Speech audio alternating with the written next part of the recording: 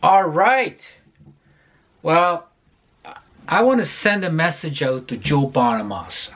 And I think this is the best way to do it. So in case Joe doesn't see this video, somebody out there, make sure you tell him about it. I think this is something that he's going to be interested in. So as we know, Joe has a very impressive and now quite large, very large, I guess. Well, compared to who's judging that. I guess it's not large compared to Rick Nielsen or some other people, but to most of us it's very enormous, it's very substantial, and it's very enviable. And I like the fact that Joe goes for instruments that are very organic. And as we know, all vintage guitars are organic by nature.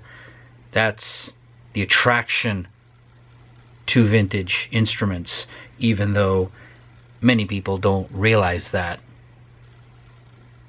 You know, if you're buying it for authentic reasons and not just as a financial investment, then you're buying it because it's an organic instrument, which new instruments are not.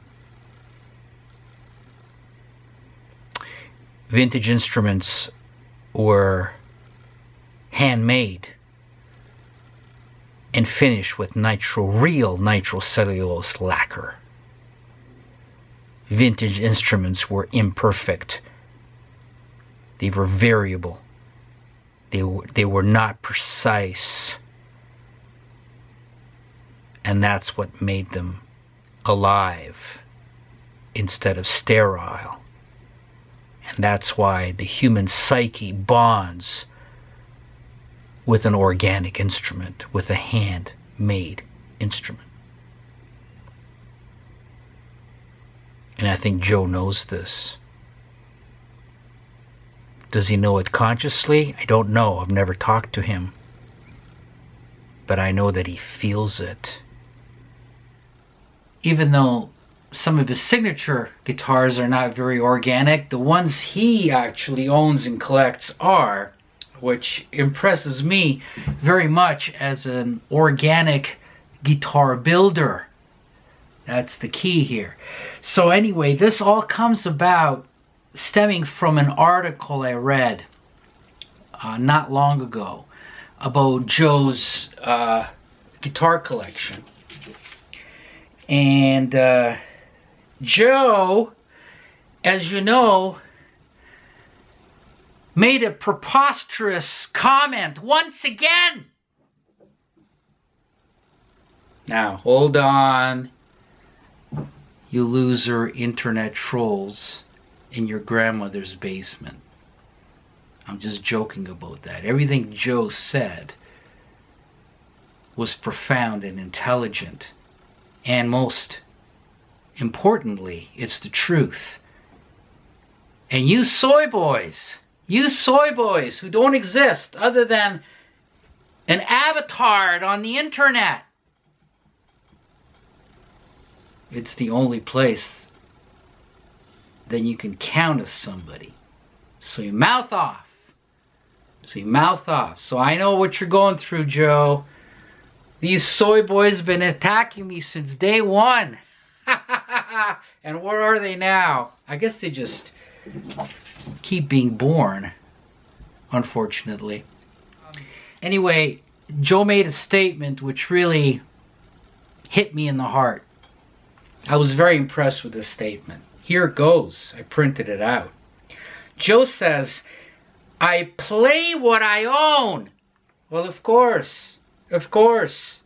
If that wasn't the case, you'd just be just another lame-ass collector. Okay? Of course you play, and you play the shit out of them. That's the key. You don't just play them. You play the shit out of them. And that's the way to do it. So, Joe says, "I play what I own." Then he says, "There are no glass cases in my house. And I am not a huge believer Here's the kicker. I'm not a huge believer in hanging guitars by their necks. When I read that, I thought, wow, Joe, you read my mind, you read my soul, you're copying me, Joe. Because I've been saying this for years. I've been saying this for 20-some years, Joe. Well, he wasn't copying me. It's just that great minds think alike. People that know guitars think alike. And we arrived at this opinion independently because it is the correct opinion. It is the right thing to do. See? So he says, I'm not a huge believer in hanging guitars by their necks. I'm not a believer in doing that at all. I wouldn't want to be hung by the scruff of my neck on permanent display, and I think a guitar feels the same way. Well, I've been saying that for years. You don't want to be hung by your neck, so why is your guitar being hung by its neck, right? As I said, the whole thing was started by guitar store owners. And you know how I feel about those kinds of creatures. They're really at the bottom of the barrel in terms of how I feel about them. But they wanted to save space, so along the wall, they hung tens, hundreds of guitars, right? These are people that hate guitars. They don't like guitars. That's why they're in the guitar selling business. I'm sure glad I'm not. Because I love guitars. Guitars are my life. And guitars are Joe's life. See?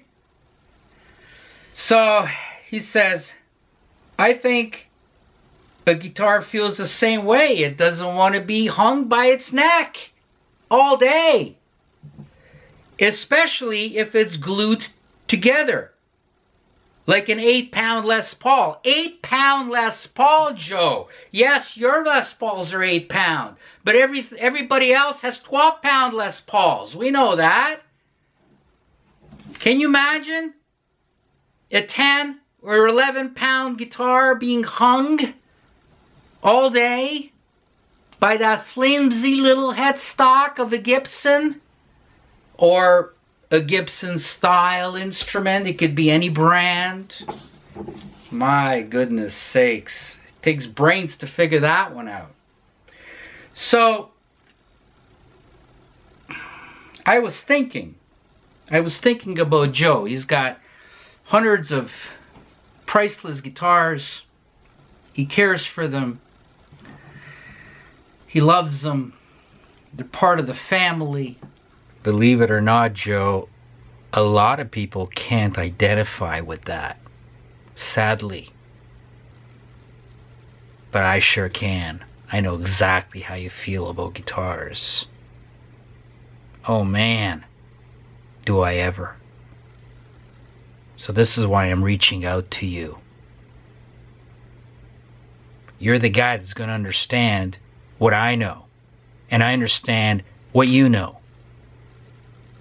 Most other people don't. And that's why people like us, we struggle in life. We have to put up with these subhumans. It's hard. And I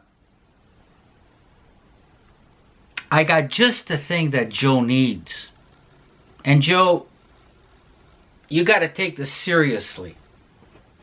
And once you do, you're going to love it. And you're going to thank me profusely. Maybe at a later stage, later time. I've got a guitar stand just for you, Joe. And it's the A-frame K&M, Koenig and Meyer, made in Germany. You know, the famous German company, the best company in stands. guitar stands, microphone stands, the whole bit. Anyway, they came up with an unbelievable design that I would be very proud to call my own design. I wish it was, but they came up with the design in, well, I don't know when, but I was buying these. I came across the stand by accident in the early 90s. So I started buying them, and when I first saw it, I go, wow, this stand is amazing. There's no stand like it. There's imitations that don't work, don't function the same way. They may look the same to the average dummy. Just everything about this stand is the highest quality. The material. You can find this cheap garbage that superficially looks the same, but it doesn't function. And I'll get to that soon to tell you why this stand, other than the high quality workmanship and materials and the durability, it's a lifetime stand. Other than that, it has a certain function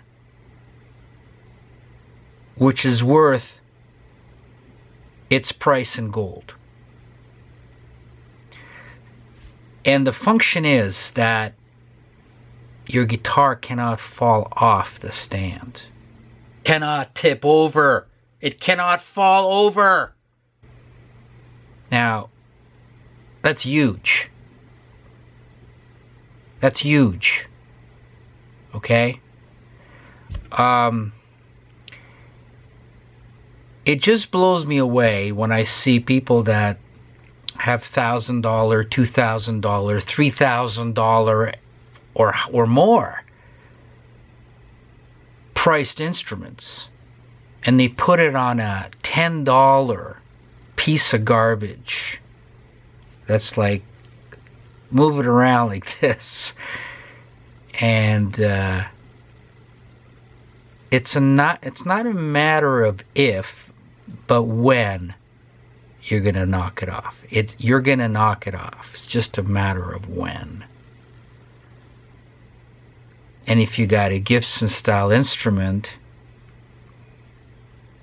boom, that headstock. All you got to do is look at those headstocks and they crack or they break off. Or let's say you got a Fender. It falls over, it hits something else, big gash in the neck. Now, how stupid are you going to feel when that happens? You're going to remember me for the rest of your life. I'm going to be chiseled into your brain. If that ever happened to you before, or if it will happen to you.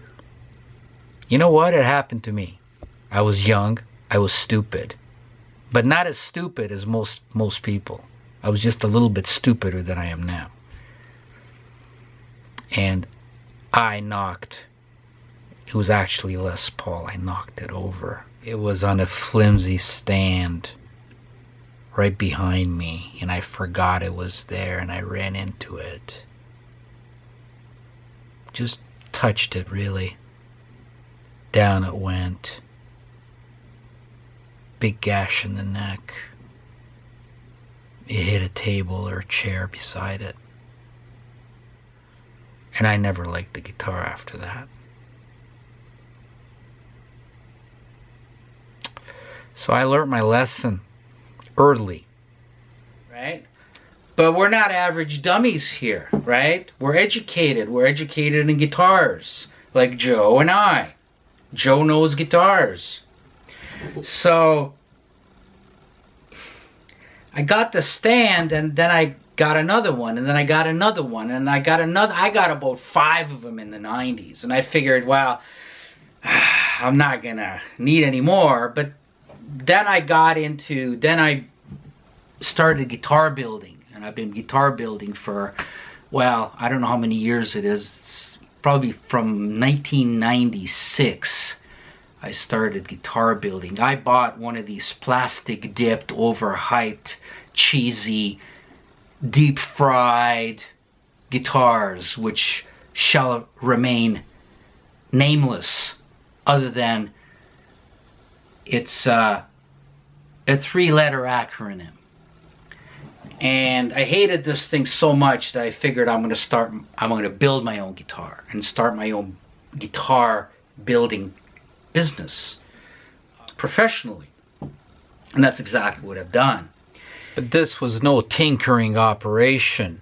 From the very start, before I even built my first guitar, I knew that I'm going to be the best at what I do. The best in the world. That was what I set out to do. And I'm going to do it my way. What has that got to do with these stands? Well, anything I do it the best, including choosing the stand and recognizing the stand and offering the stand to you. See? It's gotta be the best. So, I needed more stands. And around the early 2000s, I thought, oh, I can buy these stands anytime, no big deal. So I wanted to buy these stands. And lo and behold, I could not believe it. They're no longer being made. I could not find them anywhere. And I couldn't believe why. Like, it's the best stand ever in the history of the universe, and they're discontinued? They're not made anymore? Like, what the hell? Like, this doesn't add up. Something weird going on here. What world am I living in? Like, this can't happen. Well, it may have something to do with the average dummy doesn't think the way we do, you and me, Joe. They don't think our way, right? And they figure that they don't recognize quality unless they're told to. They want people to sell them something. And they're gullible, but they are as followers. They don't initiate anything out of their own volition. They don't have the knowledge or the expertise or the drive to do so. Or the confidence. You gotta be confident in yourself. You gotta be confident in your knowledge, in your competence. To be confident. To make your own decisions. As opposed to being indoctrinated and following. So they always have to follow someone who is promoted, and they feel like they're part of some kind of a authorized movement, right? So they don't recognize anything independently on their own. Well, it takes knowledge, it takes expertise, it takes intelligence to recognize anything of quality, right? And that's where the problem is. And that's why the best of the best is not recognized and goes out of production. Now, isn't that just the thing? You know, when you've got the best products, and those are the products that go out of production because the average dummy doesn't appreciate it. Now that goes for everything else in life. The average dummy is not going to appreciate it. If they're not hyped, if they're not promoted by the mainstream media, so to speak, even in the guitar industry, the average dummy will walk right past it. And then the product ceases to be manufactured. So I panicked and I said, I gotta have these stands. No other stand. My guitars are not going on any other stand. I mean, it's so convenient. I just take them, I play them, throw them back on the stand. Nothing to worry about. And I couldn't get them anywhere. So I got in touch with K&M in Germany, and I said, make me some. Oh, no, we don't make that anymore. They never told me why. And I kept pestering them, make me some, make me some, make me some. Okay, let's get down to business here. How many do I have to buy for you to start making them again? No, we're not going to make them. I said, well, why don't you make it just for me? So they agreed. So a few years ago, I had to put in a fairly large order. And they said, only for you. You agreed to this minimum purchase. We'll make you a batch. We'll make you a run. So I said, oh, thank you. So that's what they did. Made them Germany, shipped them over across the ocean. I imported them. And I've got my stands. I got all my guitars on this stand all around me, and I can just grab any guitar and play it. And I don't have to. This is the key. This is the key about the stand. Not only is it very high quality made, it's got some weight to it. The rubber is very unique rubber. It's like tremendous friction. It almost grabs your guitar. So if you put your guitar sideways, it's not going to fall off. Well, let me show you the stand. Let me show you. Here's the stand.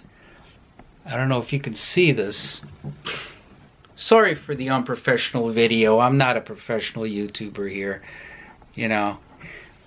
Here's the stand, right? This is one of my guitars. I know Joe loves these old tellies, and this is inspired by one of Joe's old tellies. See, it's got real nitrocellulose lacquer on it, and it's got all the vintage appointments. See, takes you right back. Anyway, the stand. This is the stand right here. See, K&M. And the cool thing about the stand, now K&M makes a similar stand, but it is, I wouldn't touch it. I wouldn't touch it at all because it's not the same design. This has got this unique hook here. And what that does is not only will you not have to hang the guitar by the headstock, okay? You can put the guitar on the stand, and then if something tips it, it's not falling over. See? See? See? It's not falling over. And as I said, the rubber is so grippy that even if you put it on sideways, see? Let's put it sideways. It's not going anywhere. Look at that. Look at that. Look at that. Look, it's almost like other stands you'd be picking your guitar up from the ground with a broken headstock, right? So it's tremendous stand. It folds up. It folds up just like that. And see, they even put my decal on it. Zachary Handcrafted Guitars. You can see that. Can you see it? All right. And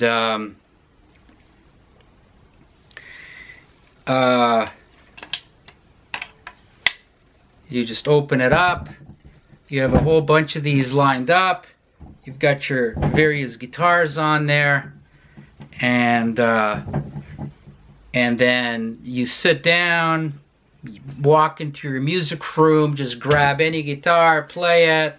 And you're done. And you're done. Your walk away. It's very convenient this way, right? So you don't have to put them away in cases. You don't have to hang them on the walls. All right? So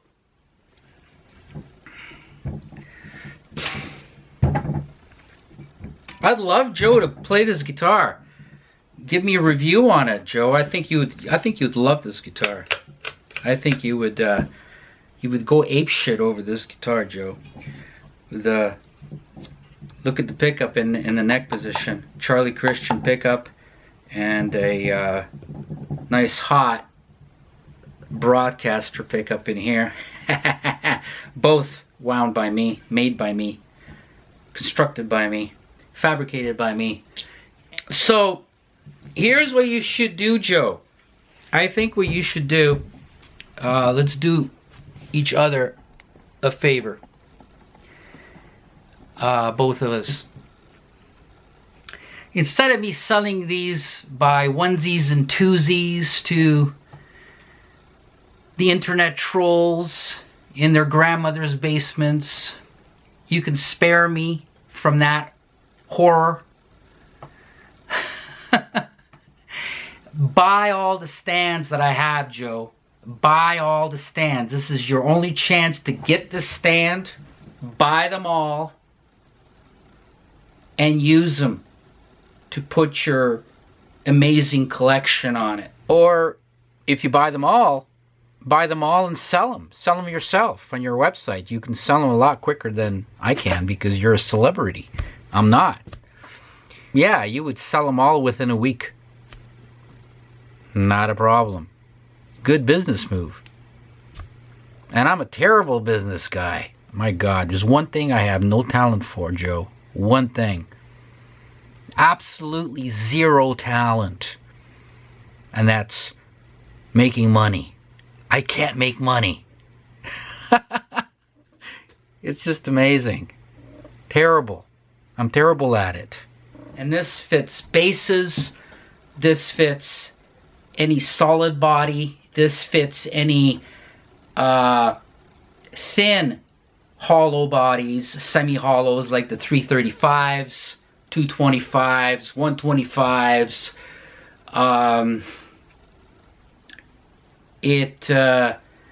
It doesn't fit anything beyond that. It doesn't fit like a 175. It's too wide for this stand. But any solid body or thin bodied hollow or semi-hollow guitar, and it's got a little locking mechanism that you can close it and open it, and again, very high quality. This rubber is very sticky. This rubber is very sticky. It does not damage any vintage real nitrocellulose lacquer. So anyway, let's keep this video short, Alex. Just want this message to go out to Joe. He's the perfect candidate for these stands.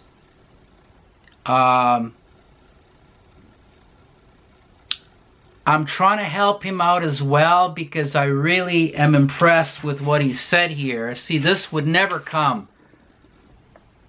from a jackass on a guitar forum. This message would never come. This can only come from somebody who knows guitars, who loves guitars, who's not a poser, who's not an avatar on a guitar forum, jacking off with all the other avatars. Okay? So I was very impressed by this. When I read this, I said, Joe, you need my stands. Buy my stands. Okay? Now I'm going to keep a lot for myself because I don't want to. These are never going to be made again. So I'm not going to be in a situation again where I can't find them. So I'll keep a whole bunch for myself. Lifetime supply. And the rest, Joe, get in touch with me. Email is going to be below this video, and contact me. I know you're in Hollywood. You're a big Hollywood guy. You got a whole army of handlers, groupies. Actually, Joe's not like that. You know, when I first saw Joe, just a little side note here. I went to the Summer NAMM when they held it in Indianapolis, and all the music store owners, they all peed their panties and they said, we're gonna boycott this, we're not going there, rah rah rah. You know, I don't know why they want Nashville, but I loved it. So I drove down, and it wasn't attended very well. And on the street, they had a music tent, a big concert tent set up downtown Indianapolis. And there were all these bands. And I got there pretty late. We got there pretty late. And we're watching several other acts. And then the headline act is going to be coming on soon, and they're setting up, and there's this guy in this jacket. It said, what's that store in Texas? Stan's Guitar Shop or something. Anyway, he comes out with this jacket with that written on it. This roadie looking guy. And he's checking out the pedals, and he's doing a little quiet sound check, make sure everything's. I said, you know, who's this roadie kind of guy? You know, he doesn't look like a star or anything like that. Real down to earth, and just a plain looking guy with no pretense whatsoever. You know, I knew it was just a roadie, just an unassuming roadie, right? I don't know who it was. I said, who's this JOE Bonamassa? This guy's never going to make it with that kind of Italian name. What kind of weird Italian name's that? Too long. So, concert starts. And who I thought was the roadie was actually the star. The main guy in the band. He was JOE Bonamassa, and he comes on, and he back then he was really kicking ass. Oh man, he was raunchy. It was loud, and it was mean. He was really crushing it, you know what I mean, back then. And he was playing some covers or whatever. Just fabulous playing. Yeah, well, I'm not knocking Joe here. You know, the market has changed. You know, you got to cater to the who are they, the yoga milfs, you know, the yoga moms, you know. You got to cater to them, you know. So, you know, different times for different people. But during that summer NAMM in Indianapolis, it was a hell of a concert. It was very intense. It was like almost metal. His tone was almost metal. It was so heavy. You know, lots of gain coming. I think he was using Marshalls at that point. And playing a different guitar from his collection for almost every song. I've never seen anything like it. It was a great experience. Full of testosterone type of thing, type of playing. And I thought, wow, the guy I thought was the roadie is actually JOE Bonamassa. So he's a real down-to-earth kind of guy, and I loved the concert. And what was that? 2004 or something like that. I don't know. It's quite a way back. Joe wasn't the popular player that he is now. So anyway, that's the end of the story. The stands. Joe, get in touch with me quick, so that we can get this going. And you know what? If you buy the stands, I may even let you play this guitar and any other guitar that I have. And I think that even someone like you, in your position, Joe, you're going to be impressed. Come on, let's hang out. I think you're going to have a great time. I'll show you guitars that will change your life. Drop by, test them all out. You're going to be blown away. You're going to be blown away by the stands, but even more so by the Zachary guitar. Alright, thank you for watching. Hope you enjoyed this weird video. Joe, all the best. Hope to talk to you soon.